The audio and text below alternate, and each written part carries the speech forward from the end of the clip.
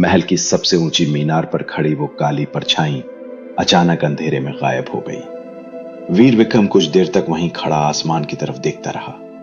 हवा तेज चल रही थी और बादलों के बीच बिजली चमक रही थी। वो समझ चुका था, राज्य में जो कुछ भी हो रहा है उसके पीछे कोई बहुत बड़ा रहस्य छिपा है।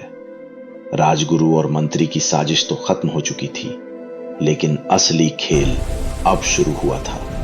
वीर विक्रम ने अपनी तलवार कसकर पकड़ी और धीरे से कहा, जो भी हो अब छुप नहीं पाएगा। अचानक महल के आंगन से अजीब सी नीली रोशनी निकलने लगी।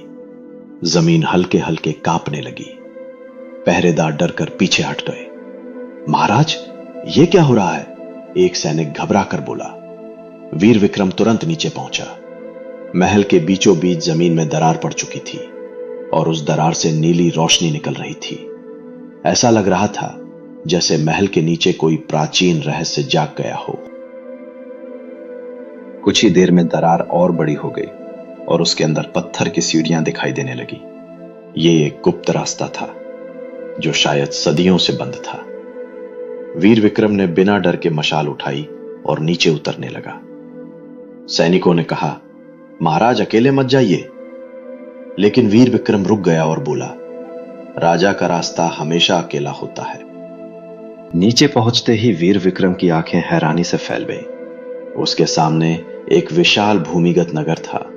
पत्थर की बड़ी बड़ी इमारतें, नीली आग की मशालें और चारों तरफ अजीब सा सन्नाटा। यह कोई साधारण जगह नहीं थी। लगता था जैसे यह किसी प्राचीन सभ्यता का छुपा हुआ शहर हो। अचानक अंधेरे में से एक आवाज गूंजी, वीर विक्रम, आखिर तुम यहां पहुंच ही गए। वीर विक्रम तुरंत तलवार निकालकर तैयार हो गया। उसने चारों तरफ देखा, लेकिन कोई दिखाई नहीं दे रहा था। अचानक सामने अंधेरे से एक आदमी बाहर आया। उसके शरीर पर काला कवच था और उसकी आंखों में अजीब चमक थी। वो धीरे धीरे आगे बढ़ा और बोला, तुमने राजगुरु और मंत्री को खत्म किया, लेकिन असली दुश्मन को नहीं पहचाना। वीर विक्रम ने तलवार उठाई और कहा, नाम बताओ। वो आदमी हंसने लगा। वो आदमी अचानक रुक गया और बोला, मैं वही हूं जिसे तुम्हारे पिता ने सालों पहले राज्य से निकाल दिया था। वीर विक्रम की आंखें सिकुड़ गईं। पूर्व सेनापति कालवेश। यह वही आदमी था जो कभी राज्य का सबसे ताकतवर योद्धा हुआ करता था। कालवेश ने तलवार निकाली और बोला, आज इस राज्य का असली राजा तय होगा। अगले ही पल दोनों की तलवारें टकराई। पूरी गुफा में चिंगारियां उड़ने लगी। युद्ध के बीच अचानक जमीन फिर से कांपने लगी। गुफा की दीवारें टूटने लगी और नीचे से एक प्राचीन ऊर्जा बाहर आने लगी। वीर विक्रम ने देखा, वहीं एक चमकती हुई प्राचीन तलवार जमीन में धंसी हुई थी। शायद वही तलवार इस रहस्य की असली कुंजी थी। जमीन से निकल रही नीली प्राचीन ऊर्जा पूरी गुफा में फैलने लगी। वीर विक्रम और कालवेश दोनों कुछ पल के लिए रुक गए। अचानक उस नीली रोशनी के बीच से एक प्राचीन दिव्य तलवार जमीन से बाहर निकल आई। वो तलवार साधारण नहीं थी, वो राजवंश की दिव्य तलवार थी जिसे सदियों से खोया हुआ माना जाता था। कालवेश की आंखों में लालच चमक उठा। वो जोर से हंसते हुए बोला, यही वो शक्ति है जिसके लिए मैं वापस आया हूं।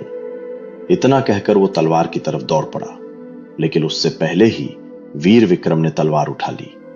जैसे ही तलवार उसके हाथ में आई, पूरी गुफा में एक तेज प्रकाश फैल गया। अब वीर विक्रम की आंखों में भी नीली दिव्य शक्ति चमक रही थी। कालवेश गुस्से से चिल्लाया, वो शक्ति मेरी है, और वो पूरी ताकत से वीर विक्रम पर हमला कर दिया। दोनों के बीच भयंकर युद्ध शुरू हो गया। तलवारों की टक्कर से चिंगारियां उड़ने लगी, लेकिन इस बार दिव्य तलवार की शक्ति वीर विक्रम के साथ थी। कुछ ही वारों में वीर विक्रम ने कालवेश को घुटनों पर ला दिया। कालवेश घायल होकर जमीन पर गिर गया। वीर विक्रम उसकी ओर बढ़ा और बोला, तुमने शक्ति के लिए अपने ही राज्य से विश्वासघात किया। ऐसे व्यक्ति को राजा बनने का अधिकार नहीं होता। यह कहकर वीर विक्रम ने अंतिम वार किया। कालवेश की हार हो चुकी थी। गुफा में फैली नीली रोशनी धीरे धीरे शांत हो गई। वीर विक्रम उस दिव्य तलवार को लेकर वापस महल लौटा।